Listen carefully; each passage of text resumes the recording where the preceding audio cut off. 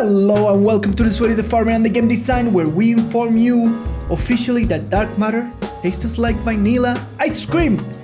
Yes, it's kind of bland. This is episode number 46. Changes in the pipeline. I am the long-name gamer as the Sweaty. And I am Lucho the Farmer. Thanks for joining us on this episode. This week we advise new players not to taste the vanilla ice cream. You don't want to know what's in it. Absolutely. Don't do it. But first, before we go to our discussion, the disclaimer. Remember that this discussion here is based on our own opinions and our own in-game experiences. Everything that we say, we do, we dance, and we exclaim, we express in this content is all colored by our own in-game experience, perception, and tastes of the world. So you're warned, kids. If you disagree with us, just leave it in the comments. If you're watching us on YouTube, send us an email on the social media or shoot us a tweet, etc. However you wanna let us know that we're wrong and we hate us and you hate us. But people is gonna complain. So in the deep dive we have today more Shadowlands changes close to the release, the advice for new players that are coming to Shadowlands, and general announcements in the Destiny Beyond Light that we might have forgotten about because because of the WoW hype. we only have one seed and we just can't take one hype train, so Yep. Right? So, without further ado, the Blizzard Shadowlands changes for Shadowlands that coming in the changes, the word of the change. Huge news. Big news. I mean, they are... If you are into doing any type of in-game content, Yes. in WoW, these are huge news. All right. It is just a compendium of small things that have come throughout the week, Yes. but that all together amass to what I think are huge news. All right. Some of them praised by the community, some of them not so much. Let's go one by one. So the first one was... Yeah, let's start with the good news. All right. Or whatever. I'm gonna take I was gonna open the thing and go from the first thing that you sent me, and then the next one's in the list. The first thing are the good news. All right. Go ahead. So the first thing is that there is this blue post on Blizzard forums, on WoW forums, where they explain, or they have, first of all, they have a list of abilities that they are gonna remove from the GCD, and which is the global cooldown. The GCD is the global cooldown. Yeah.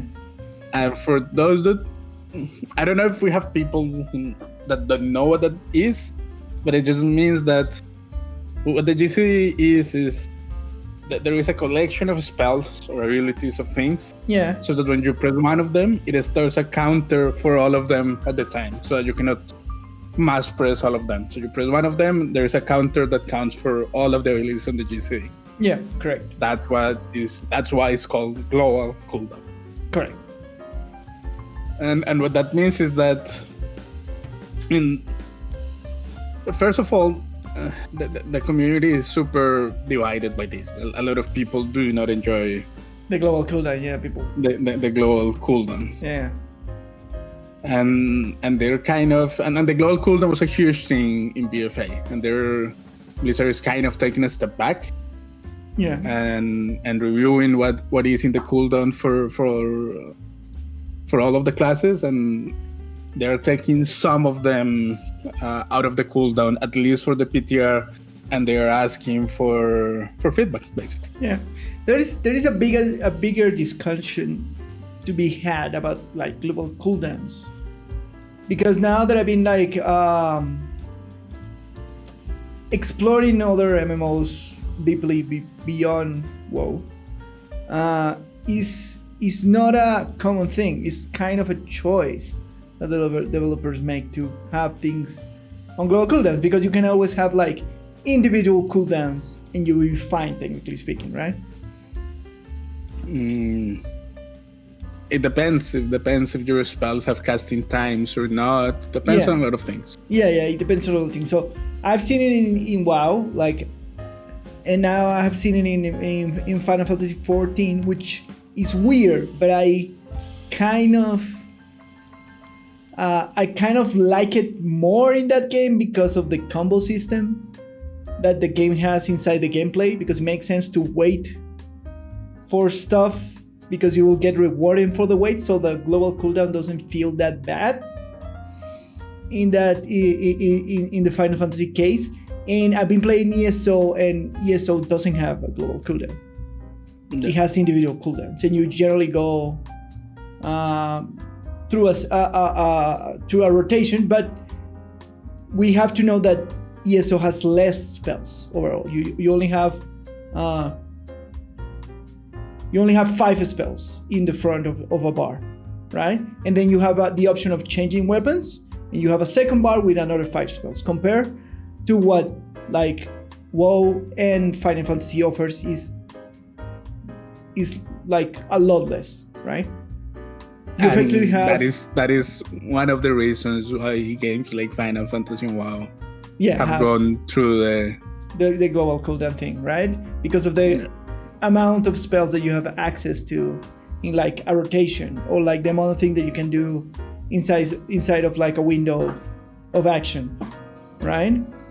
Yeah. So how to properly like tune out that kind of gameplay system, especially in these games, is very interesting, because again, I feel like it's weird because the Final Fantasy combat feels less fluid than the WoW combat system, but it feels more rewarding than the WoW combat system because of the combo system. I disagree with that. You disagree with it? Yep. I prefer the flow of WoW. Yeah, that's what I'm saying. Like, like the combat system in WoW feels more fluid and better, but the Final Fantasy system still feels clunky. We haven't get to like higher levels yet, so the same that it feels that is better. It gets better. I am level 60 right now. Yeah.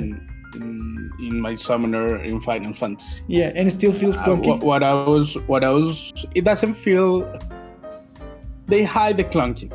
All right. That's.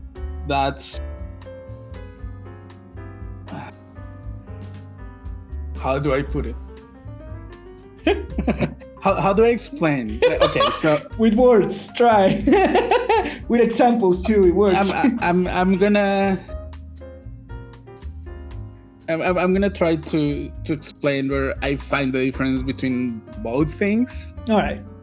So Final Fantasy, even for the caster classes, that they don't have combo like the melee classes. Yeah. The kind of the base rotation for them is still kind of combo based thing. All right. Yeah. It's not a combo itself, but it's just, if you read the description of the spells, it's like about pressing the spells in a certain order, because once some of them buff other ones, and if you apply ones with the buff, so technically they are damage. Kind of a combo.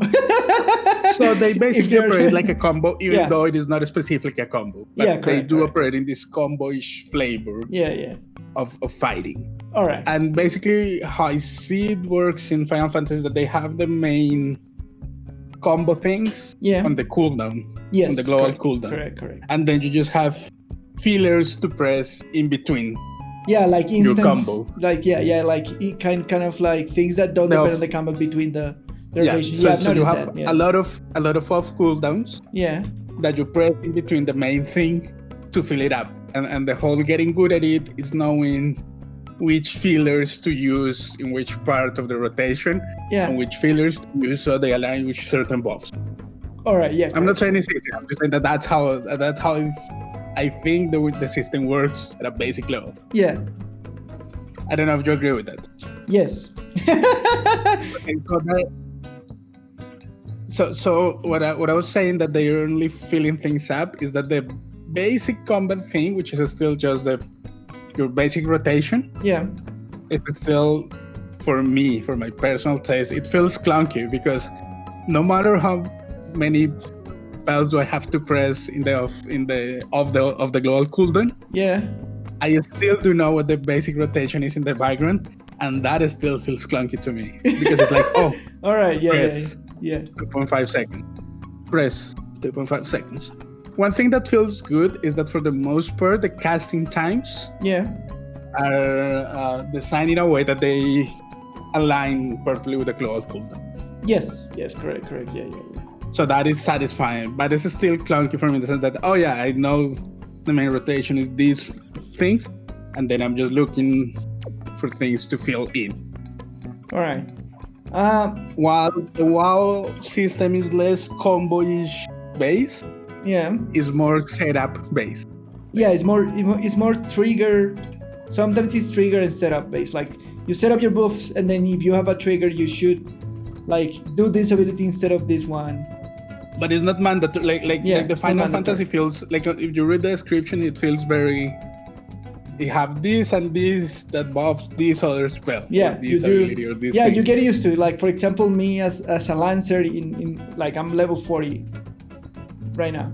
And me as a lancer, like the first thing that I do when I enter combat is do the beginning of a combo and then click a tag that buffs all my attacks.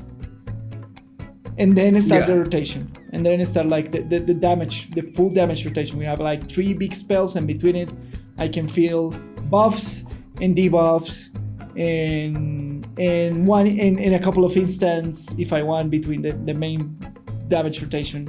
And when I get to the final attack, is like if I did everything correctly in the buff sequencing, then I get like a big DPS thing. Yeah. Well, the WoW system feels more set up and proc a lot of things. Yeah. And then you have a huge window of DPS. Yes. It's less. I mean, it's still like the basic idea is still of buffing things. Yes. But it's less of like a specific order of things. Yes, correct. More that setting everything up, so you have kind of a setup phase. Yeah. And then like a bursty window of damage phase. Correct. And there are some classes that are more bursty than others. There are openers that are better for some classes than others. It has a lot of variation for DPS and stuff in those regards. Like which classes have better openers, which classes have worse openers, which classes have a longer setup or a shorter setup, which classes are more bursty, or which classes have more constant DPS. But I enjoyed that more because it just feels to me more like. I know that there's a lot of randomness right now in our WoW rotation thingies and procies and stuff. Yeah. Which, don't get me, I really like that. A lot of that's an unpopular opinion. A lot of people don't like it. Yeah. I like it, but I like that. Okay, I need, this is my setup thingy, and then when you see that the thing procs, it's like it's go time. I like that. I like that feeling. Yeah. And like, for example, I find it super satisfying when you get good at it, like when you understand a boss fight. Yeah. And you try to align things like, okay, I need to start my setup now, because you kind of know, like when you know your class, you kind of know how long the setup is. Yeah. And then you say, okay, this is the DPS window. And then you line it up. It's like, go. Man, it's really funny because like I was never like, all this time playing as a warrior, I'm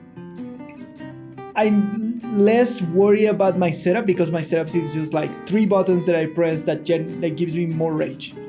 And that's it. They enter in a cooldown. And I don't have to think. And like the worrisome for me as a warrior is like the more situational buttons that I have to press. That's more of my worry than anything else in the rotation of anything. Yeah. But that might be just particular to my class, because I mean, as I said before, there are classes for which the setup is faster. Like there are classes for which the setup is easier. Yeah, correct. There are classes. I don't know. For example, me as a Beastmaster Hunter, I have to. So my burst window comes from pressing two of my spells. Yeah.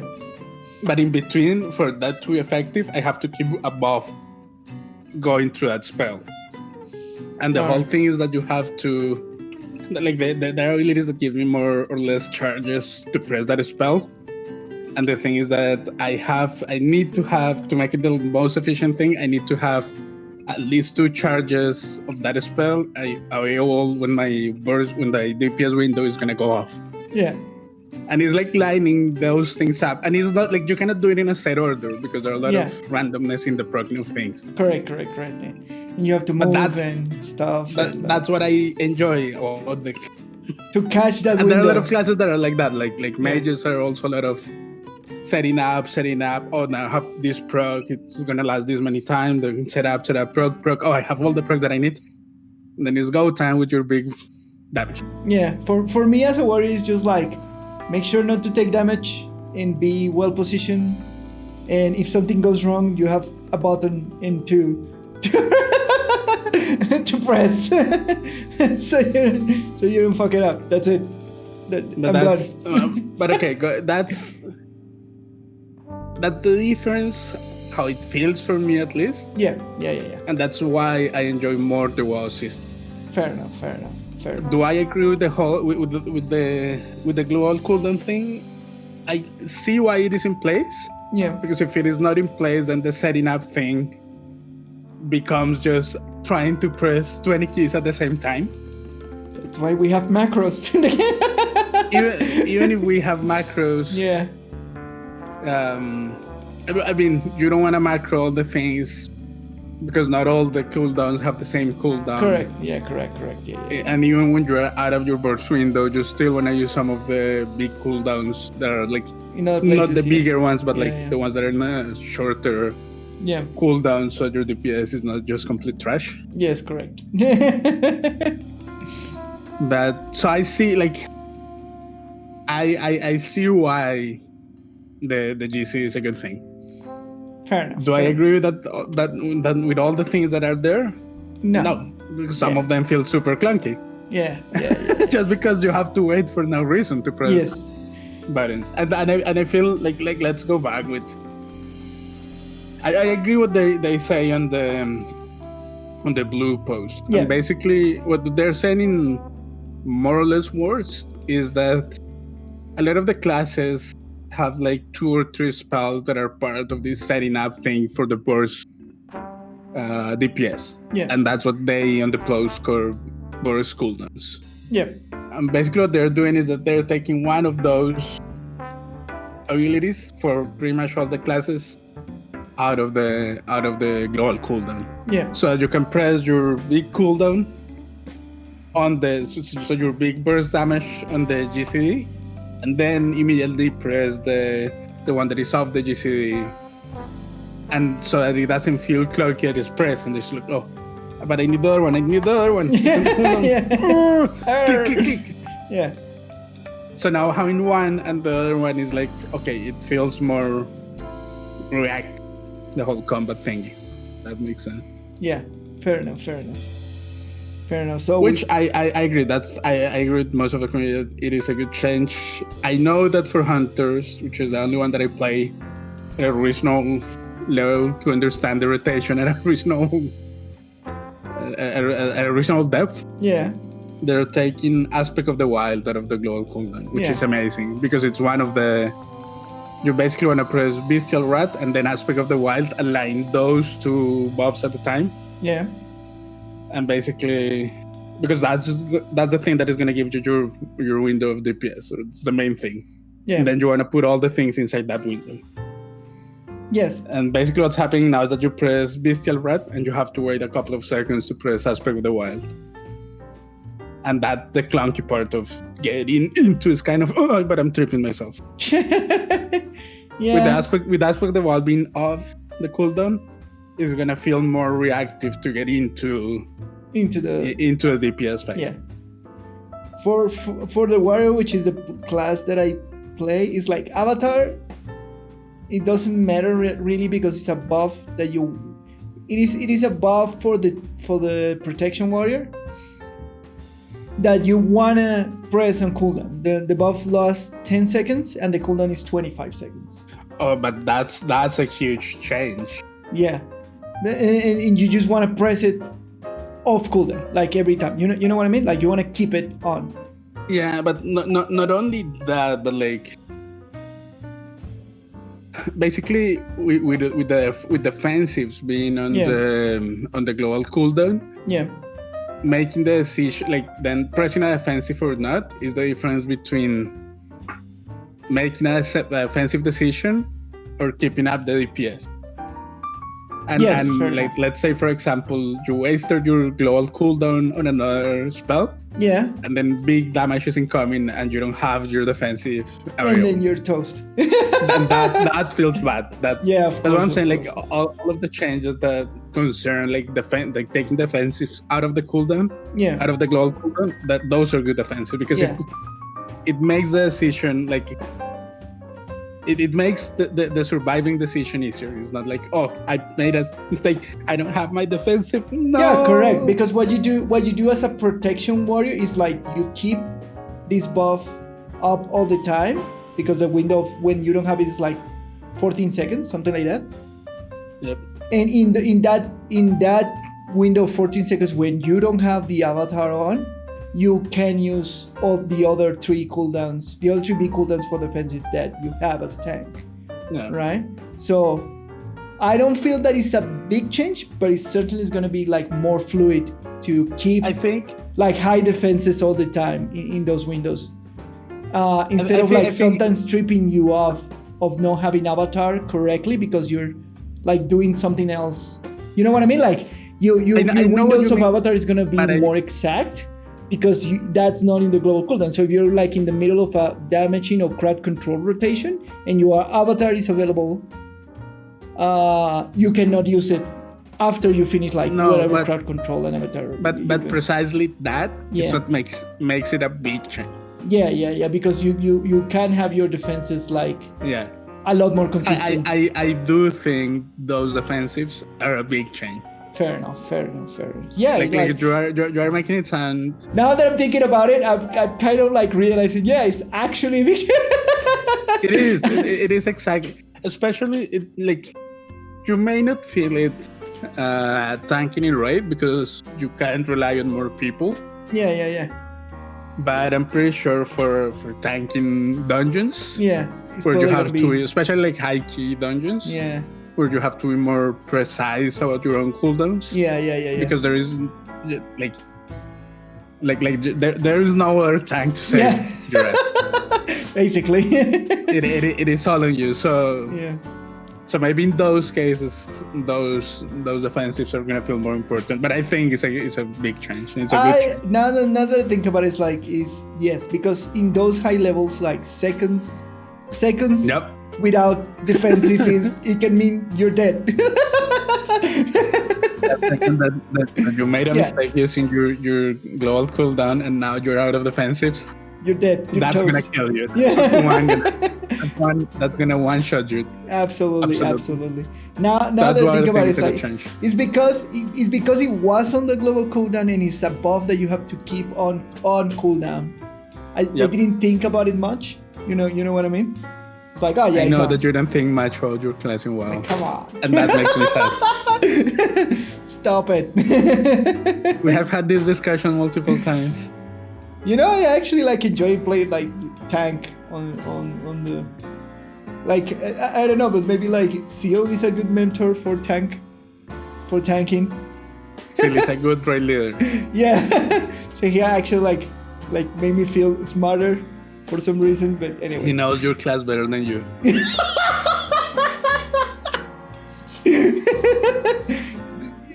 Okay. I don't play Protection Warrior that much. I will say yes. And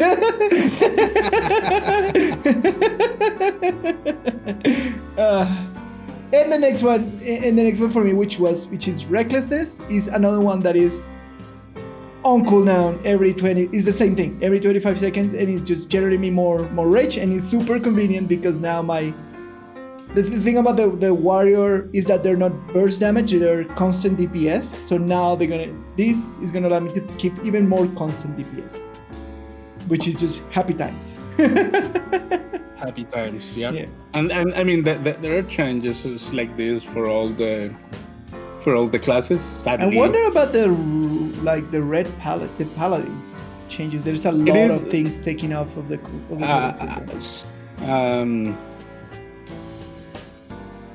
Avenging Crusader is like another one that you want to align with other spells. It's an offensive one.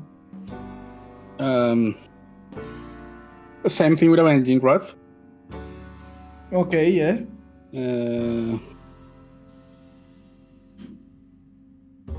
I think all of this. You can take this alive judgment out of Holy Ranger. Yep, all of these are part of the setting up of Red Pally or one of those. Fair enough. For I think for the mage the more like the two off there are like for the big DPS those are two super are important, huge. man. Yep. Yeah, for the big like for the big they damage. fall. Yep, Arcane Power and Ice fall in the same category of making the cooldown or making the setup for the DPS window less clunky. Yeah, because like if I play a little bit of fire mage and you're waiting for that ignite window when everything is to press these buffs, and you just have like a big burst of DPS insanity, just like throwing fireballs and instant speed. So it's gonna be super cool. It's probably not gonna affect the DPS output that much. Yeah, but it's gonna make it's gonna feel better. Correct. To press these spells. Yeah. Correct. So overall, good changes. That things are taken off of the global cooldown, which they don't necessarily need to be there. It is. I find like I feel like people complain a lot about the whole GC in BFA. Because people are going to complain. People are going to complain for sure, as we always say. Yeah. But the point is that I feel like developers need time to see how things settle down when they make big changes. Yeah. And they like, I agree with the mentality of not being super reactive on these big changes. Yeah. I'm like kind of letting them settle down and see how they feel. So absolutely how they agree. interact with the type of system that you have. Yeah. And basically, probably what happened is that they saw that no matter what kind of change you make to the systems around, it still felt bad to press this spell. So probably a conclusion after a whole expansion of the GC being a huge thing is no matter how we change cooldowns and procs and stuff, we cannot make these spells being on the GC feel good. Fair enough. Yeah. Why? I have a question about this. Like, why does the druid have like 5 of the druid has like a lot for of for all the incarnations for all the what is it called? For all the forms, for bears and cats and monkeys. I was like, why? It's because of that. Yeah, fair enough. It's because no matter which spec you are as a druid, you have access to all the forms.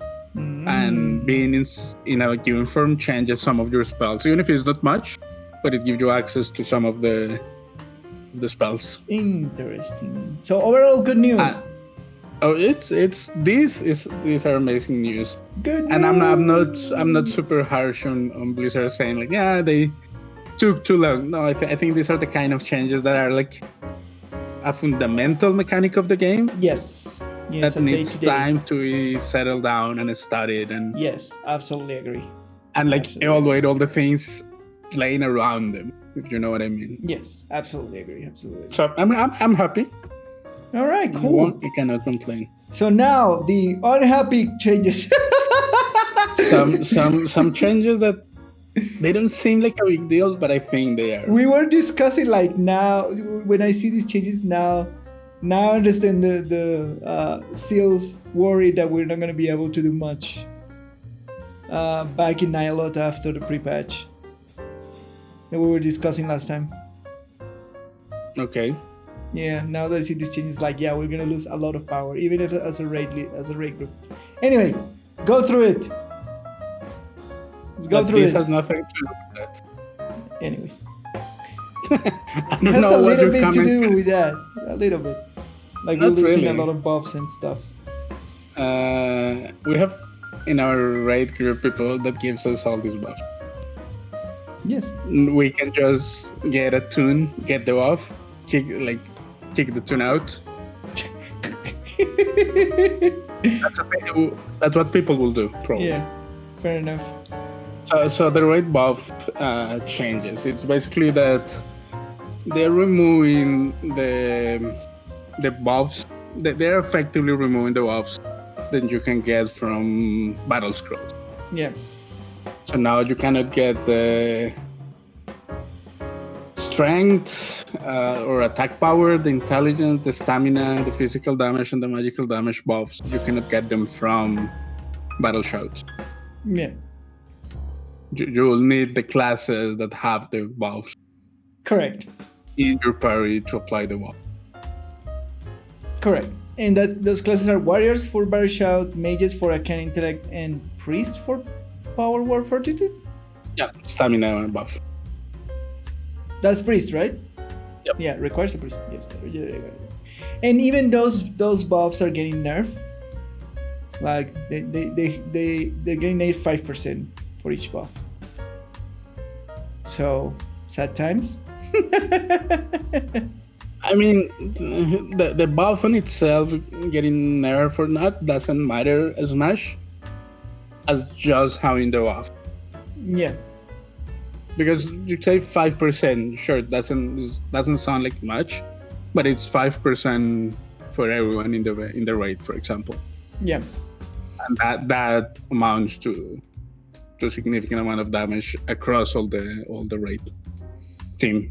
So a big discussion that I heard about around this kind of the buffs is like that maybe it's a way for Blizzard to encourage diversity in the raid teams.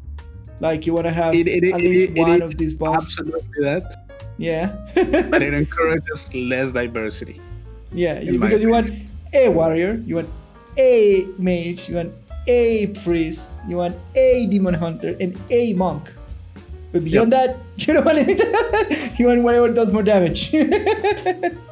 Yeah, but that is locking out 5 positions in the red team. Yeah. Which is, if you're a heroic, like a guild who's doing heroic progression, and you have a smallish red team, let's say around 10 or 11 people. Yeah. This is locking down half of your red team. Correct. Yes. If you're doing mythic still, and Yeah. you're doing the 20-person raid, Still this 5. is still a fourth of your raid team is completely locked down. Yeah. And doing progression, you definitely want to have the buffs. Yeah, all the buffs. Yeah, for sure. So yeah, it is. I mean, you could like on the surface, it looks like they just want to encourage people to have these classes, or the teams to have these classes. Yeah. But man, it is forcing red teams to have like very specific compositions now. Yeah. Correct. Which is a thing that I don't.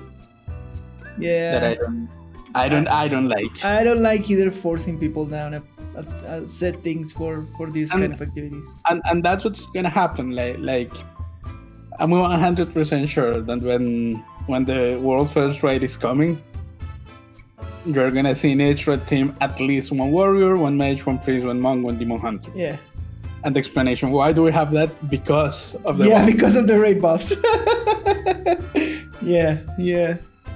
I was thinking like we generally in our raid team we generally don't have the mage. Sometimes we don't have a mage, and sometimes we don't have a monk. Most times we don't have. I mean, the only consistent ones that we have It's priest, demon hunter, warriors. Yeah. And the priest, you could say so, but Nyx is the only priest player. Yeah, but we generally always have her. Yeah, but like, there is only one person playing priest. Yes, from our we group had overall. like at points we have had 3 warriors. Yes, correct. We have 3. Yeah, we had 3 warriors. That is true. So I will count that as the only consistent one. Yeah. Mages, we don't have that many mages. Just people don't like playing ranged DPS. Yeah. Monks is far and in between. Yeah. And demon hunters, I think, since is the only consistent demon hunter when she's tanking. Yes, correct.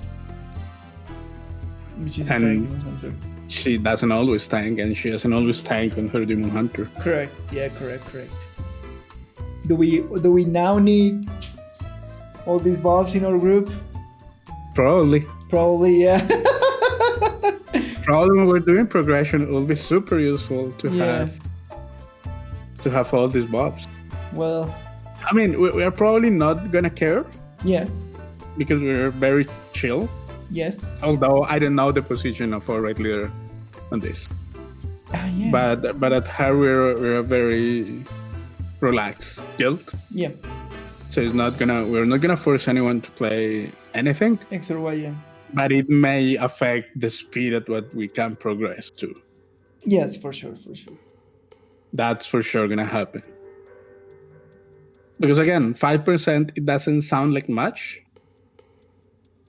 But it's like a 5% intellect buff from the mage. It affects all the healers. Yeah. That makes healing easier. Yeah. So. Yeah, jeez. And it's gonna be worse for Mythic Plus content. You know, it's funny. We actually like we as the kind of raid that we are, we probably benefit a lot from a monk. Because the majority of our DPS is physical, right? No.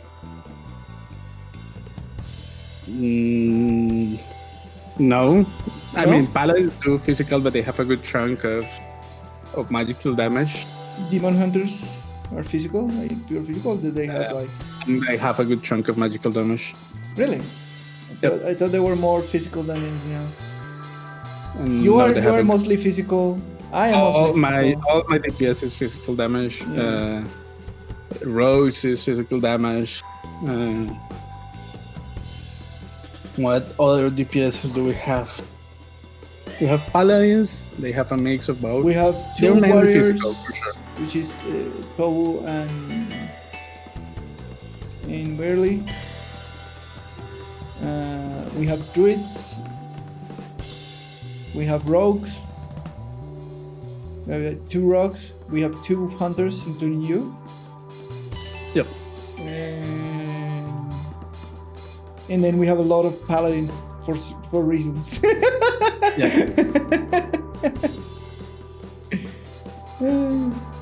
Yeah, but this is gonna affect more Mythic Plus dungeons kind of thing. Yeah. Because then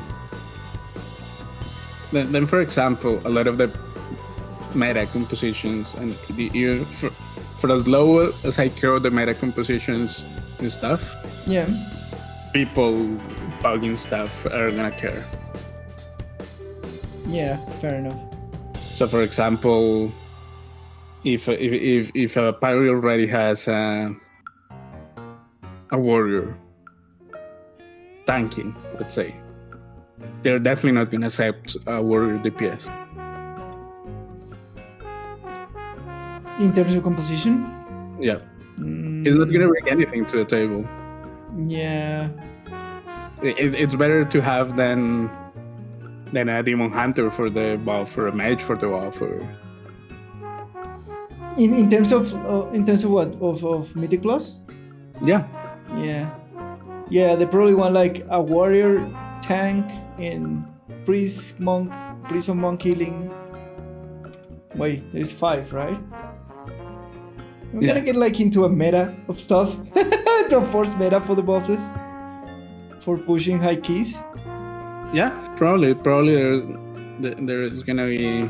You're gonna have like a warrior tank because of all this. He's the best. It depends on the change and like it is still hard to tell because the meta is gonna rise from all the borrowed power that you're gonna get throughout the expansion. Yeah, so it's hard to tell.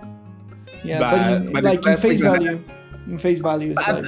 I don't know if this is gonna force this composition, but what is for sure gonna happen is that you're not gonna get 2 warriors. Yeah. You're not gonna get 2 mages. You're not gonna get 2 monks, even if they are on different roles. Yeah, correct. That's probably what's gonna happen. I'm not saying like what's gonna become meta. It's impossible to tell right now. Yeah, fair enough. What you can tell is that for example, you're probably not gonna see a Demon Hunter tanking plus a Demon Hunter DPSing. Yeah. Because you're like the utility that a second Demon Hunter brings is absolutely reduced by this fight. But isn't the no? This is not true right now because we have scrolls, right? No, because we have a scroll, so it doesn't matter. Yeah. Like if 5 if 5 Demon Hunters to say something, or power Demon Hunters is the thing to go. Yeah, they just buy the scrolls. Yeah, we just buy the scrolls in your setup. Yeah, that's it. Oh my god. Okay. It's the thing that we're watching on the MDI, like the triple hunter or the triple decay composition. Yeah. It doesn't matter because you can just buy the war scrolls and have there the you go with your buffs. Yeah. Okay, I see. What is but this? Now this is gonna kind of... It may not force it, but it's for sure gonna discourage those. Let's have 2 warriors in the composition. Yeah, because the second one is bringing nothing to the table. Yeah, correct. Oh my god, the pugs are gonna go crazy. That's what I'm saying. Pugging stuff is gonna become a bigger pain in the ass. Yeah. Oh my god. Why do you do this, Blizzard? Why? Yeah. Made us suffer more. Like, don't get me wrong. I see what they're trying to do. That they're trying to make diversity. Yeah, but this is not the way. They're shooting themselves in the foot. Yeah. And I also think that this is... It is... I feel like this comes from the competitive kind of side. Yeah. Because we're seeing these weird, like, one class compositions in MDIs. Yeah. And during the raid races, we're seeing these compositions where you have like a lot of mages, for example. Yeah, for Nailota was like 10 mages, something like that, something crazy like that, 8 mages doing DPS, something like that.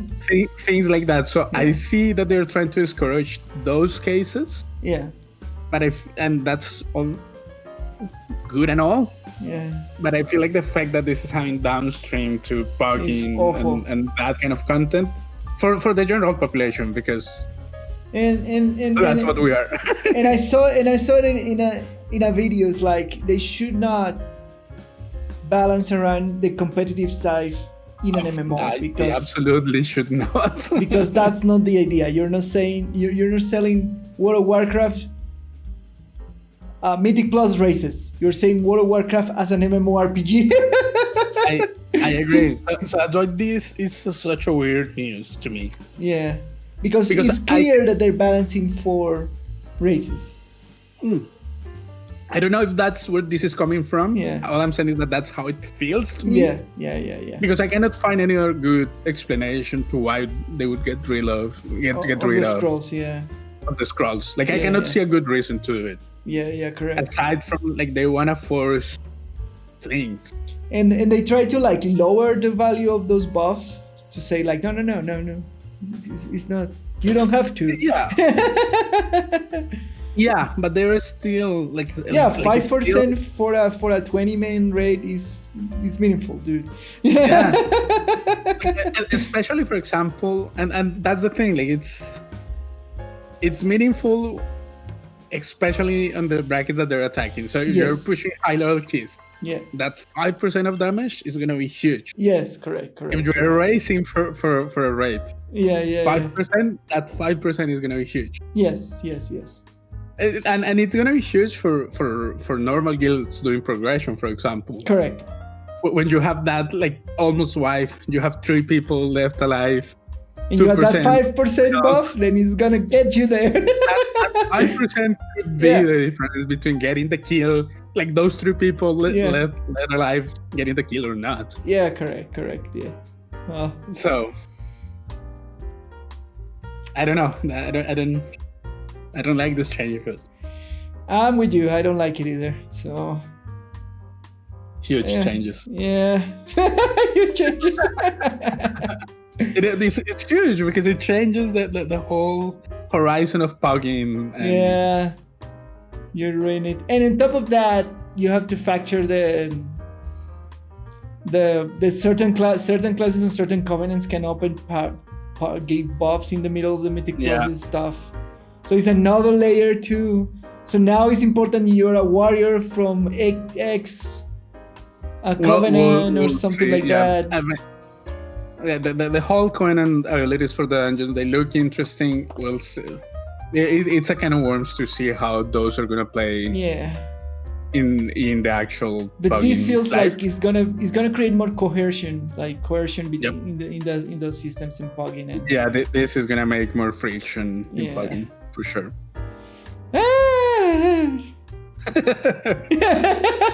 We joined the club of we're gonna complain now.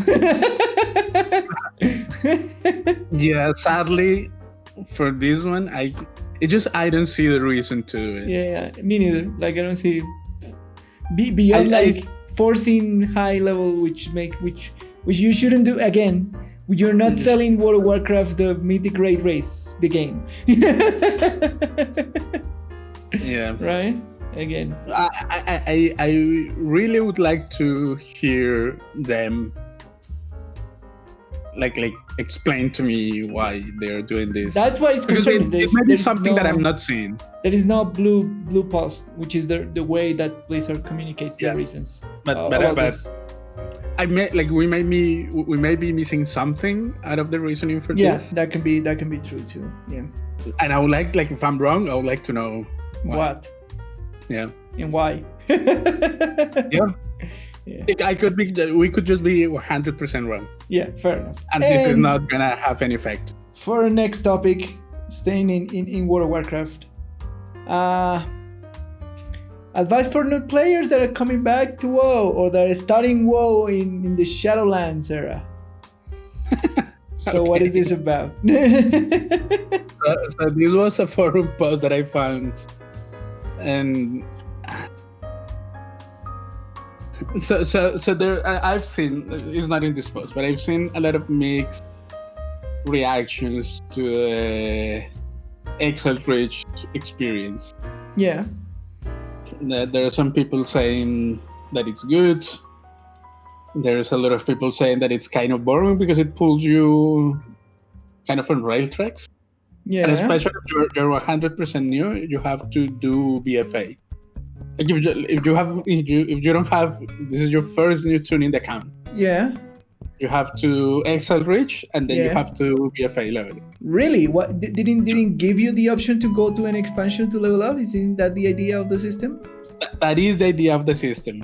Yeah. But if you're 100% new, 100% new account. Yeah. They're not gonna tell you how to change expansions. They're gonna let's say you're what? Why? Wait, they don't like you. So isn't the idea of this? I thought the idea of this is like you get out of Exalt Reach and then they present to you, like, oh, here as the option of all the expansion. Again, that's not for new players. That's not for new players. No. What? Why? What? Because BFA is the newest expansion and is the one that resembles the most the state of the game. So they're just gonna, if you're a fresh new player account, they're just gonna rail jack you through BFA into Shadowlands? You still can change it, but they are not gonna show you how to change it. Oh God, no! Don't do this. No, I think that's fine. I don't see a problem with that. Well, but options are always good, and if you don't like BFA, in The BFA, options are not always good. That's not true, Yeah. especially if you're a new player. Just well, not- okay, fair enough. I like options. All right. Also, to be fair, like let's say that you want to have a completely unguided new player experience in WoW. All right. Yeah.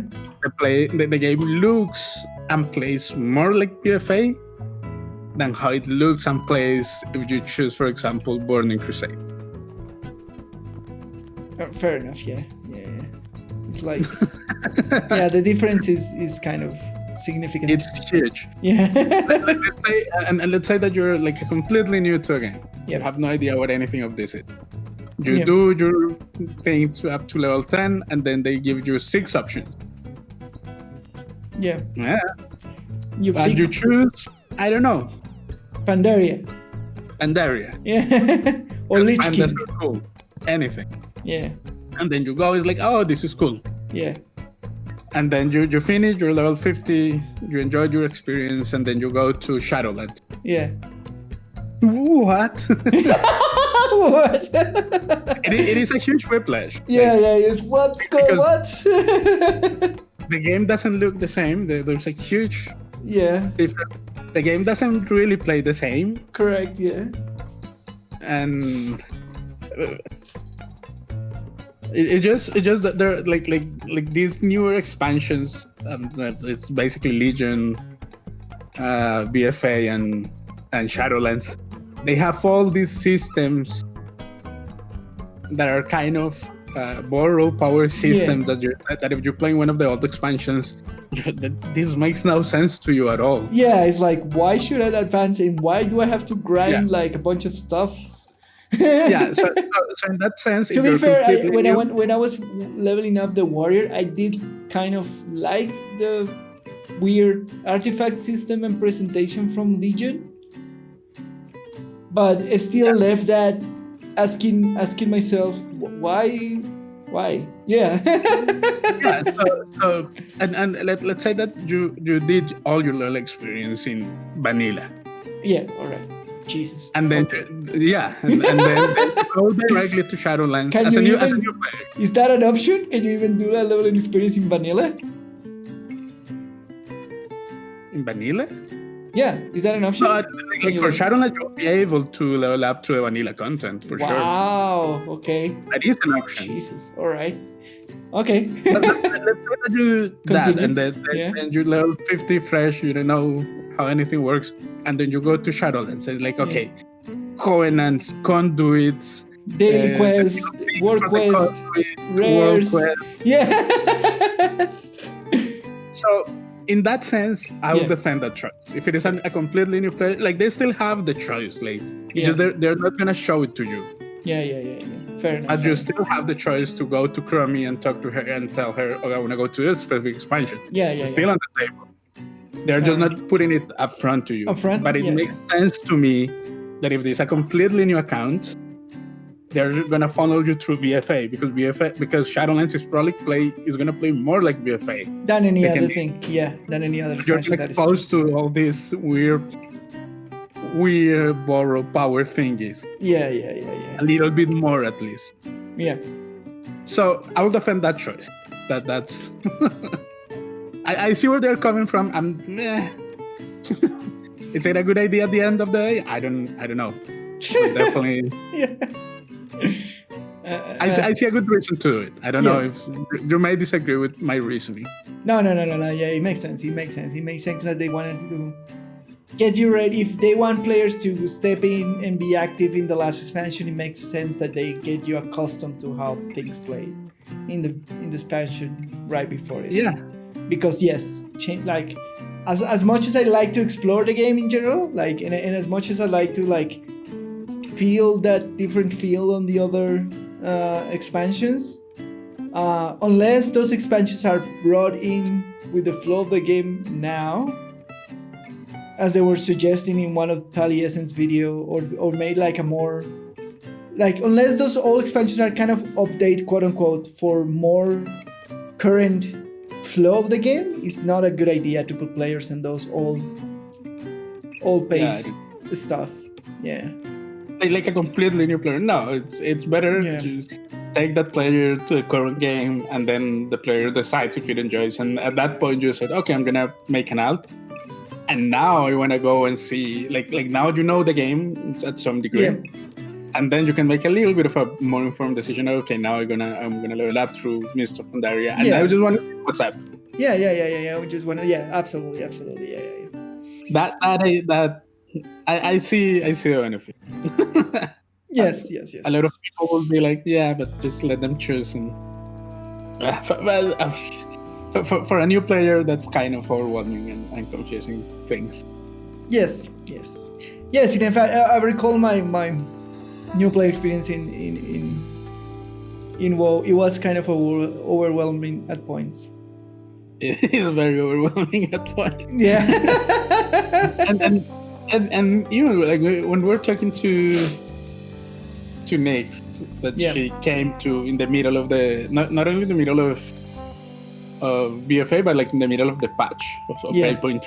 Yeah. And it was overwhelming for her, and she's a veteran player, like she has played a lot of WoW. Yeah. But all the things, like WoW is a very busy game. Yeah. An end game, like it's there's a lot of things to grind and do, and systems, and at least for BFA, like okay, you need to farm for the asteroid traits, you need to farm for the essences, Mythic Plus, and then essences and reputations, and then the flow quest and visions, and the corruptions.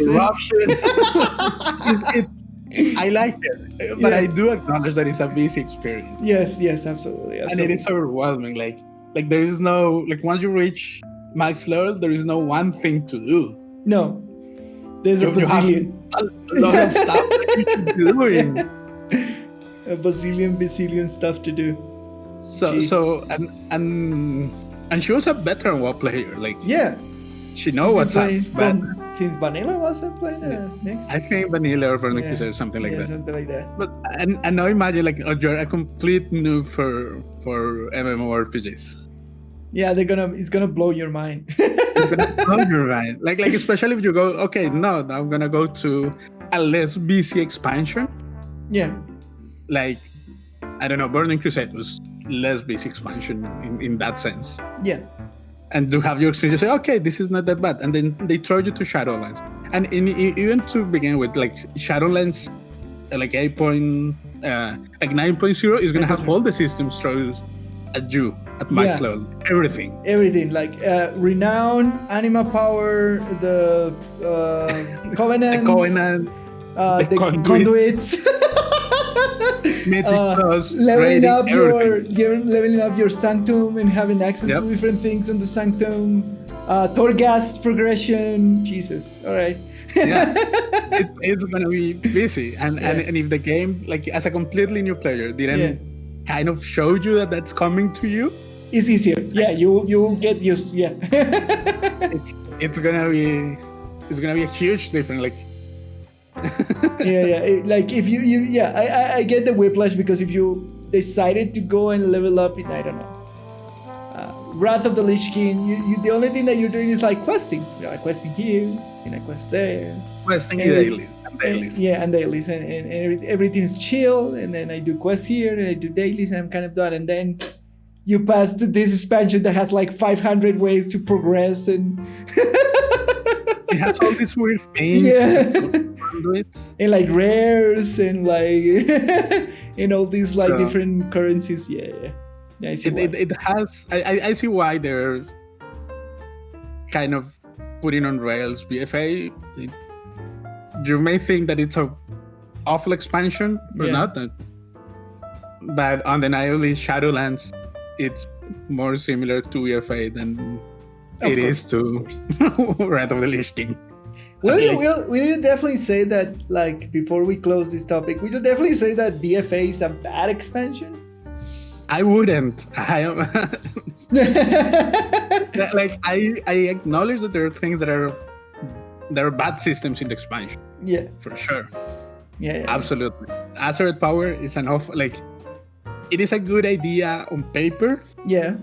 but it didn't work at all in game. Yes. It just made it super grindy and boring. Correct. Accurate farming. Yeah. Awful idea. It's super boring. Yeah. Did that take away from my experience in BFA? Not really. Yeah, we had fun. We had fun. First of all, I love the story because it had my lovely Jaina. Yeah, there you go. Chicas. So I love the story. Yeah. I love, for example, I love Jaina as a character. All right. And like the whole war campaign thing, like going through the war campaign stuff, Yeah. is super fun. The story that they're telling about Sorafan, Yes. it's super engaging. Super. Yeah, that is true. Yeah. Like the whole mystery. Now we know what was up with Sylvanas, but the whole mystery of what's Sylvanas doing? Yeah. Why is all this thing happening? Why is she doing like war for war's sake without like any rhyme or reason? Yeah. That was super engaging to me during playing BFA. Yeah. That I enjoyed a lot. World Quest, I like world questing. It's fun. It is. Okay. Yeah. It is. I mean, I won't do it like now, but like we're at the end of the patch. Yeah. But I like it. I like if I like, for example, right now that I do all my emissary quests. Doesn't take me more than 10 minutes, but I'm perfectly fine doing those things. Yeah, fair enough. I like raiding. That's probably because we have an amazing raid team and we're in a really nice guild. Yes. So I enjoy raiding a lot. I enjoy doing Mythic Plus a lot. Mythic Plus is probably my favorite content. Yeah. So I don't know, like corruptions. I think were a really good idea. Yeah, a really interesting system. Yes. It is a really interesting system. It ended up not working for me because I think the interesting corruption should have been more powerful than the stats. Yeah, corruptions. Yeah, correct.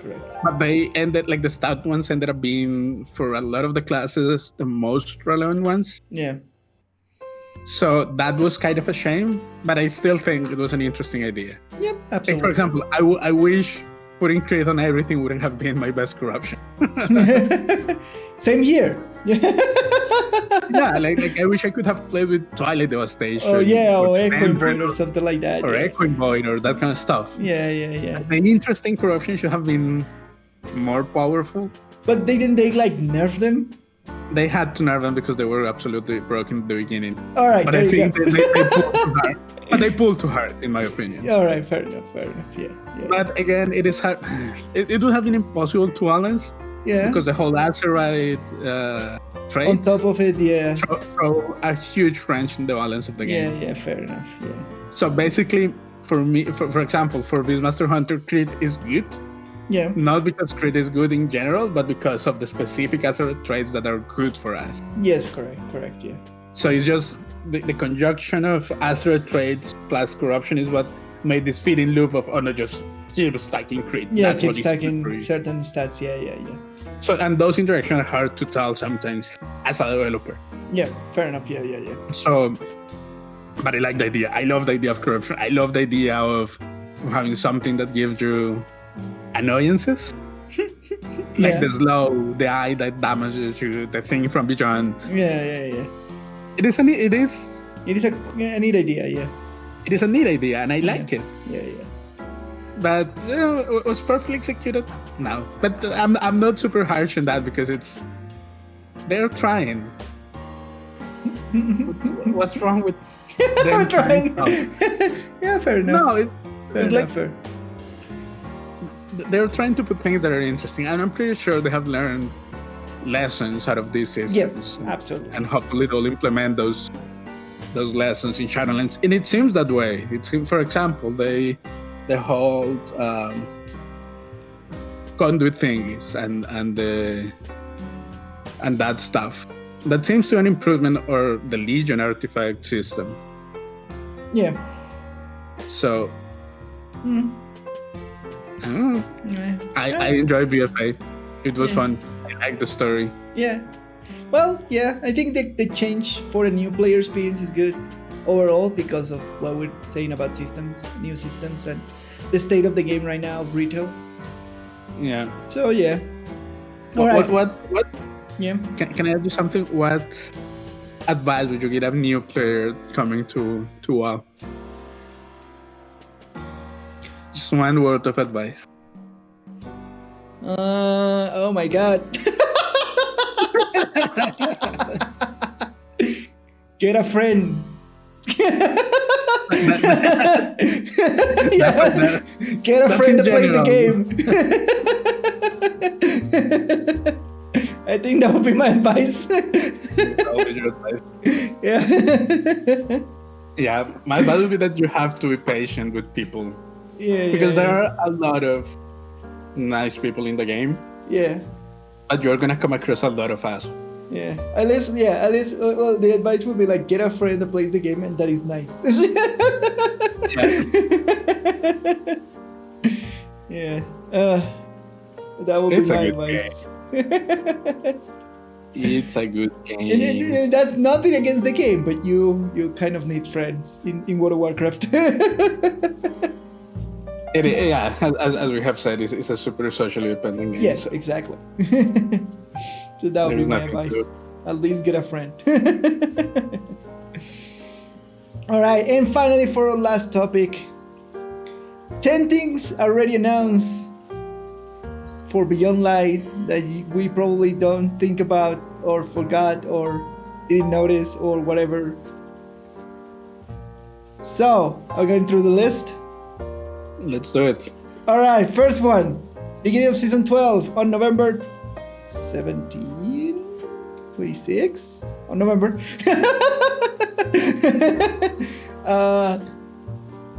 We will no longer be selling ship, ghost shells, sparrows, or armor ornaments in Eververse. They will be all in aspirational activities. Okay. So you no longer be able to buy ships in Eververse. You will be no longer able to buy ghost shells in Eververse. Some ghost shells are useful.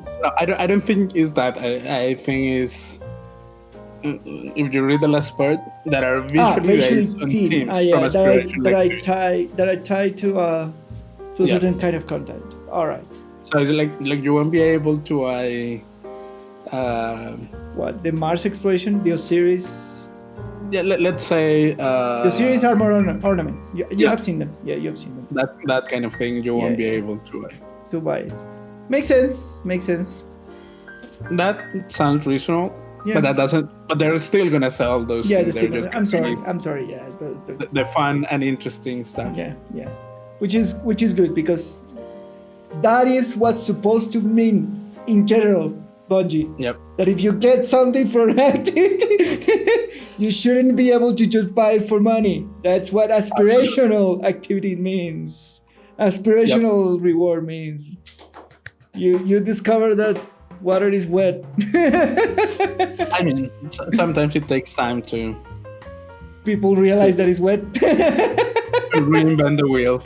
I know.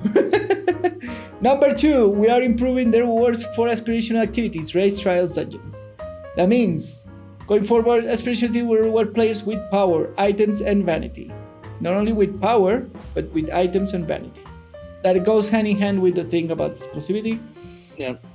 When we build an aspirational activity, you will have at least one accessory to pursue. So that means that every aspirational activity will have at least a visual reward at the end. Which, okay, that makes sense. Yeah. The team is working on adept weapons for Trial of Osiris. That means probably special weapons for rewards in Trial of Osiris. Yep. Which I hope that it doesn't come to the same problem of pinnacle weapons. It will. Christ. Freaking Lucho, kill Mike's hopes all the time. Yeah. Trials will get new armor, accessories, and weapons in Season 13. Okay. Trials will get new armor every year. Okay. That sounds ambitious, but okay. Yeah. Destiny's next raid will have brand new armor, weapons, and exotic accessories to pursue. Isn't that what normally happens when you bring a new content? If that is not happening, there is something really... Yeah, really, really wrong with you wrong. and your team. Yeah. All right. Number 3. Starting season 12, we are adding a new pursuit weapon each season. Pursuit weapons are the ones that are replacing pinnacle weapons. Pinnacle and also ritual weapons? Or... Yeah, they're the same. Ritual and pinnacle, they're all the same shit. Yeah. Kind of the same shit, yeah. The community wouldn't agree with that statement. Yeah, I don't know. It's dumb because I was talking with Sebastian about him about this. Like the mistake of pinnacle weapons and ritual weapons was that Bungie broke his rules in loot. Right? When Destiny started, the rules were simple. There's legendary weapons that have attributes from a pool, right? And there is exotic weapons which have unique attributes because they're exotic. What happened with pinnacle weapons? They did unique attributes into legendary weapons that's supposed to be always. I see. Yeah? And you fundamentally broke that rule without making sense. Like if I'm gonna do that, if I'm gonna bring a unique attribute into a weapon, into a pinnacle, yes, it's supposed to be special, but I have to give you the possibility of, if it's a legendary, getting that weapon with random rolls because it's what it is in the system, right? With that attribute being able to roll in other weapons of the same class. The fact that a pinnacle will be, in the pinnacle then become just the curated roll, which is a high enough reward to have like a very good roll weapon guarantee for you for doing this thing, right? But the mistake was not adding those special attributes into the normal pool of legendaries that you get randomly roll, right? Then that's basically an exotic with a legendary. That's what happened with the pinnacles. That's why they were so powerful. I see the criticism. Yeah. I also see why you like to do that. Yes, because you can. It is kind of the step in between legendaries and exotics. Yes. It sounds like an interesting design space, but again, to find something interesting and valuable. But again, you should be able to bend the rules but not break them. That's the problem, right? It is, yeah. I mean, but it's an interesting space to explore. Of course, like I understand, right? But again, you should be consistent with your other systems, right? Right? If it's a legendary, if this weapon is a legendary, it should have legendary-like properties inside the pool. It should have like the unique perk that's getting into the pool with other types of weapon, and the pinnacle should be the guaranteed way to get the roll with the particular. Okay. So right? You're saying that the weapon should be still on the pool, and it should have shared the random things, so you could get a pinnacle-like weapon if you're super lucky. Yeah, and if you grind, right? If you grind it, you could get it like just as a normal drop. Yeah. Exactly. I see. The pinnacle is the guaranteed way to get it. The pinnacle is just the curated roll that it's for sure going to give you. Yes. The roll that you want. I see. Correct. Okay, I like that. That will prevent pinnacles being the super meta guarantee every time. Yeah. Which was happened in the pinnacles. That's the reason why they're removing them. What? Sorry. It would also give options to players to pursue a pinnacle-like thing without completely gating them from them. Correct. Because that's what discouraged me. Is like true. Yeah, and that was the big problem of the pinnacles. That was the big problem of the rituals. That's why they're discontinuing. Because they broke their own rules. You can bend the rules but not break them completely. That's what I think about it, right? It's an interesting space to explore, yes, but you should be consistent with the rest of the systems in your game. I don't think they were thinking that they were breaking the rules, really. Because they probably were thinking that the requirements were so high that most people were not gonna get them, so it wouldn't really matter. Yeah, if that's the case, then just make it an exotic. Yeah, but then people will have complained that those exotics are impossible to get. The same did with the pinnacles. They were complaining that the pinnacles were impossible to get, and they were the best weapons in the game because they were legendary. You see? What makes them the best weapons is that they're legendary. And they have the special perk. Master of Arms just comes in the Recluse. Killing Tally just comes in 21% Delirium. I can go on. Let's see.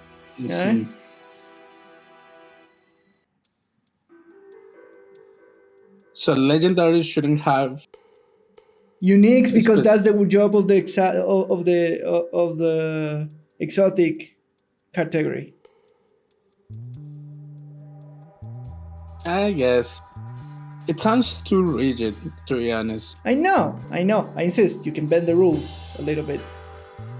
But you cannot completely break them, giving weapons like unique pulls without actually putting in the random pool of stuff.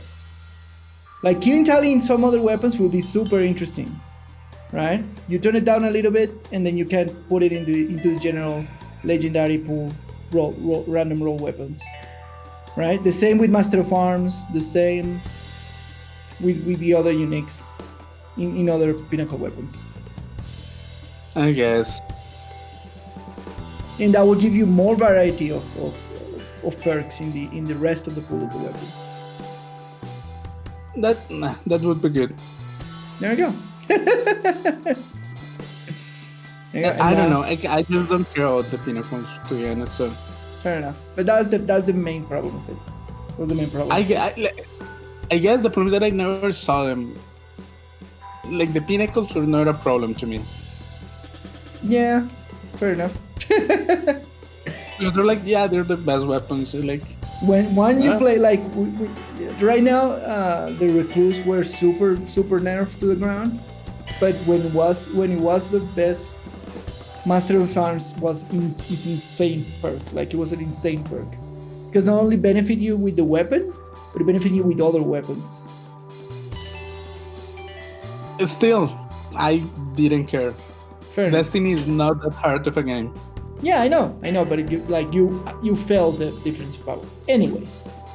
But the game is not that hard that I ever thought, oh, I feel like I'm lacking.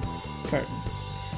These weapons can be earned by playing your preferred core playlist. These weapons will have activity-specific legendary skins that can be unlocked in each playlist. So they change into... We're gonna give you this special weapon with skins in the other activities. Okay. Yeah, sure. 4. We are updating the Bright Engram to be more relevant than it is today. That means that the earned Bright Engram in the Season Pass will be updated to include various Year 3 Eververse items previously sold for Silver and Bright Dust. And going forward, the Bright Engram will update each season to include Eververse items from 3 seasons prior. Okay. That's good. Yeah, we want more nice things in the Bright Engrams. And get happy when we get one. Hawk Moon is happening. Okay. There's nothing to know. Yeah, that's one of the all exotics that they're gonna bring to Destiny 2. The Destiny 1 exotics. Yeah, fair enough. Number 6. In Year 4, we are going to build a better interconnected narrative, and more important, let players be a part of the narrative no matter when they enter the current year. This means if you start playing in March 2021, you could go back and experience the Season 12 and Season 13 narrative content. We want our stories to feel more cohesive, flow with meaningful momentum, season over season. For me, Destiny 2 has never had a real story. Alright, fair enough. No, like the vanilla game had its story. It was all about the Red War. Turtle dude getting the moon thing, and then we killed Turtle dude. That was the story. Yeah. Fair enough. Forsaken? From that, Forsaken was about killing Kate, and I couldn't give a real shit about that. It was kill the guy, and then blue people did stuff that I didn't care. It was much more important the releasing of Riven, which was the last Wish Dragon, and that part of the narrative is more important in the raid. I never saw that. That's in the raid. That's the raid I want to do. I don't give a shit. Yeah.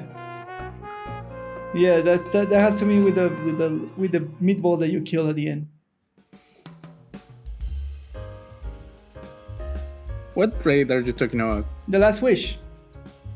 The one that we were doing. No, the one that we are not doing, and they don't want to do yet because it's super long. Oh, okay. Yeah. But it was like throughout the campaign that I played that never was important. I know. They never like properly expressed that Riven was a Wish Dragon and she was trapped in the Dreaming What City, the fuck is a Wish Dragon? They're all magic dragons that can affect reality. Where is this information? No, fuck off. No. They were hunt to extinction, and those are the bones that talk to you in the Dreaming City. No, they're taking things out of their asses. I'm talking. This is the lore of the game. Where is that lore? What? Where is that lore? Where is that lore? Okay, fuck off. It doesn't mean anything then. In cards of the Dreaming City. No one is reading bullshit. All right, fair enough. Next 6. Absolutely 7. Beginning in season 12, the core parts of the activity experience will live on after the season has ended. For late players joining in future season, we want to give them the opportunity to jump straight into the heart of an older activity experience without all of the previous season specific requirements. We want to remove any competing and distracting elements with a new active season, which has its own ritual progression, but the actual activity experience stays. I don't know what that means, but okay. I don't know what that means either. Yeah. 8. Starting in season 12, armor will no longer have seasonal rotation 4th mod slot. So they're removing the 4th season slot. You remember that the one that they're not removing it. It's just not gonna be season specific. Yeah. So they're like not gonna be like the menagerie seasons, the nightmares mods, specific nightmares mods, etc. etc. No, it's just that 4th slot is gonna receive all the mods that come from the season thingy. No. So right, you're not. That's what it's saying. That is not close to like having the specific piece of armor for you to plug in. Yeah. That makes a lot of sense, man. It's just that it's gonna be like the 4th slot is gonna be the slot for the weird mods that we release season 3, but it's gonna receive all of them. Which is very useful because if you're using a certain armor and you wanna go do nightmares in high level, you can like use those slots without having the specific moon armor to go and do them. Alright, that's a good change. Yeah. That's a good change. Yeah, because it's annoying too. Yeah. Number 9. Future archetype updates. We've been evaluating about analytics data and we're not done yet. We want to touch on 3 community pain points. Our current goal is to touch on this in season 12, but we will show to the place to charge. Sniper rifles. Community feedback has been that Revoker and Beloved dominate. And looking at the analytics, they account for 86% of the sniper rifle usage in the Crucible. And if we include other low zoom sniper rifle, the number gets even higher. Yeah, because who the fuck wants to snipe on Crucible? I don't know. apparently 86% of people. no, but it's like those specific snipers have really low zoom, so it allows you to. It is like a rifle, but with a really good zoom. Yeah, fair enough. Yeah, but it's not taking away all your visual. Yeah, that is true. Yeah. So it's not really a sniper. It doesn't behave really like a sniper. Yeah, it's more like a rifle with a lot of range, with an insane amount of range and damage. Yeah. So hand cannons. Still. We're evaluating the hand cannon subfamily. As an example, we're breaking out aggressive hand cannons to let us tune their range independently of the others. Okay.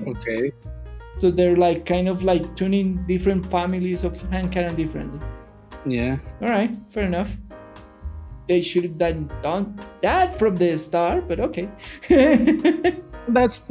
I'm not hard on those things because these things are hard to know at the beginning. Yeah, fair enough. Adaptive auto rifles. What? Auto rifles in general are highly represented in Crucible, but generally feel balanced. All right. Adaptive auto rifles are a little higher, so we're looking at them. We're not rolling back the Season 10 buff, but we're adjusting the tuning a little to give auto rifles to families a chance to shine. Okay. So balance changes. And finally, they're just breaking the families into more tuning knobs. That's good. Let's give them more control of what they can make. Like certain families should feel better than others, etc., which is good. Yeah, it's okay. Yeah. 10. And finally, shifting away from weekly FOMO, or fear of missing out. XP and season rank gains are currently balanced around large contribution from weekly bounties. The intent here was to provide a large amount of progress for a small amount of focus play every week, but weeklies fall down here because you lose big chunks of progress if you miss a week. And they are strained between too little progress for a single character player and too much repetitive work for triple character players. With the specifics are still in their development as early as Season 12, we want to make this better by replacing weekly bounties with a mechanism that provides players with a set of non-expiring and account scope objectives each week that grant lots of season rank progress. Anything that gets away from the bounty system is fine. Right? Yeah. Anything that breaks up from the bounty system is good for us, Bungie. Congratulations. And that's it. That's it for the changes. Are these gonna change? Is gonna make you come back to Destiny 2? That's my answer. Exactly. That is my answer. Exactly. Will I play Destiny 2? I don't know. We have to see how the new expansion pans out in other terms, in terms of more breakaway changes, the balance for the subclasses, the new subclass, how much content is there in the game. There's more things that are gonna decide that decision. Yep. Yeah, but that's it for Deep Dive. So we move to our audience questions and feedback. Remember that if you want to contact us, you can write us in the comment section here. If you're watching us on YouTube, you can leave us you can send us an email, you can leave us a Twitter comment, you can pass by my stream and leave your questions there. You can contact us directly however you see fit to get your burning questions to us, and we will answer here live on the podcast. So, first question of the week is, do you still think that RTS is a lost technology? I don't think it's lost. I just think it's too early to shine. This is referring to the big push of the new generation of NVIDIA cards. Yeah, I don't think it's lost. I think I don't think it's worth getting into RTX at the moment because there are not enough games out there to take advantage of it. The funny thing is that now we're just gonna be given RTX. So I know, but I mean, if you don't have RTX now, there's really no reason to get RTX. All right. So you haven't changed your mind? I mean, after the NVIDIA new car announcement with the big push for RTX? No, There because you go. that doesn't mean that there are still a bunch of games that do require or do really take advantage of it. There you go. So is it that technology? No. I'm gonna jump right now into a technology. There is no reason for it. I haven't changed my mind either in that sense. I think that the technology still have low penetration. I'm just happy about the new generation of cars and the power that they bring to the table. But for the specific technology, they will make my games look better. Nice. I'm in a rush to get an RTX. No. if the game takes advantage of it, it may look better, but a lot of games that are including RTX support now, it's kind of meaningless. Like WoW. Yeah. Like you're gonna see smoother shapes in WoW. Yeah. Okay. Is that gonna change your overall experience in WoW? No. I don't know. I don't think so. But anyways, and for our second question of the week is, how will you monitor a mentor program in MMORPGs? That's the question of the $1 million. A third party. That's probably the best option. What? A third party. A third party what? Third party, you hire a group of people to look at complaints and behaviors and stuff. All right, like a feedback kind of third party managed system inside like a third party overseer. Yeah, third party overseer on the actual program. That's good. I will supplement it with what we said last week, that a Yelp review kind of system for the users. That will help a lot. But that Yelp review thing, if it is done by a third party, like if it is a review by a third party, it's better. It will be. It will help keep things neutral. Yes, absolutely. Easy questions. That's my opinion. Easy questions, my friend. That's all for this week's episode. Yeah, we did it. Once again, sorry? We did it. We did. Once again, thanks for tuning into Sweaty, the Farmer, and the Game Design. My name is Lucho, and you can find me on Twitter at LuisGPolanco. And I am the Long Name Gamer, and you can find me on Twitter at the Long Name Gamer, and on Twitch on twitch.tv/LongNameGamer, where I stream Mondays to Fridays. Don't forget to share, like, subscribe, post it in your friends, social media all around. Shout it to the universe that we're amazing and this podcast is amazing, and tell everybody that you listen to us and our amazing content. You cannot believe how much that helps us, that you share the video or the podcast or with your friends, see if they like it, and if they don't like it, well, at least you try. But we are, I think, cool people, so thank you for coming into the Sweaty the Farmer and the Game Design. See you next time. Bye.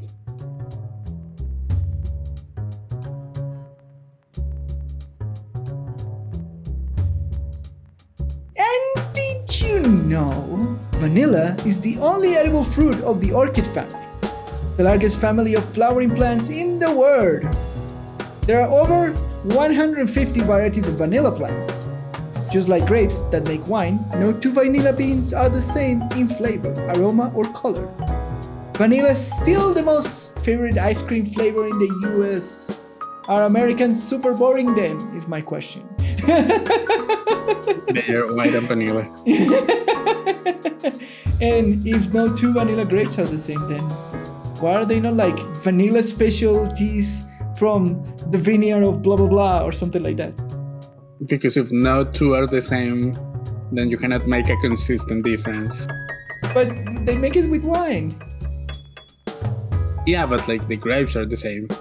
Oh, okay. What changes in the like like of course the grape itself changes, but it is also in the process.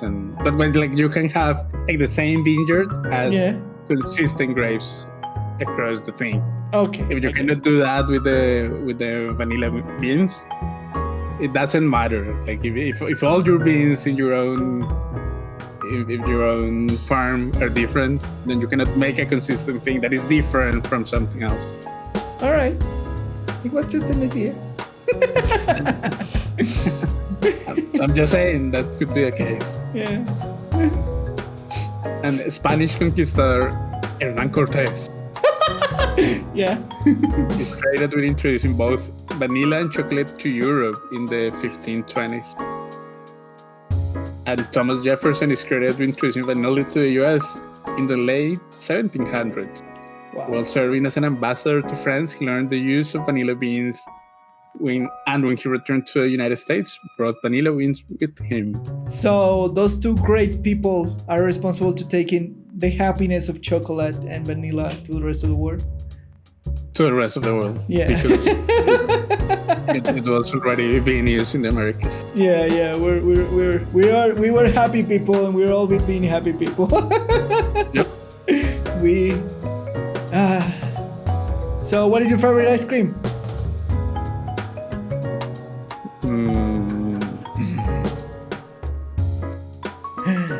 Rum. Rum ice cream is your favorite ice cream? Yeah. I prefer what's the name? Is milk sweet? Yeah, maybe, yeah. With blackberry. With blueberry. Blueberry? Blackberry? Yeah, blueberry. Yeah, blackberry. one of those. What are those? All What are of those? those work in ice cream.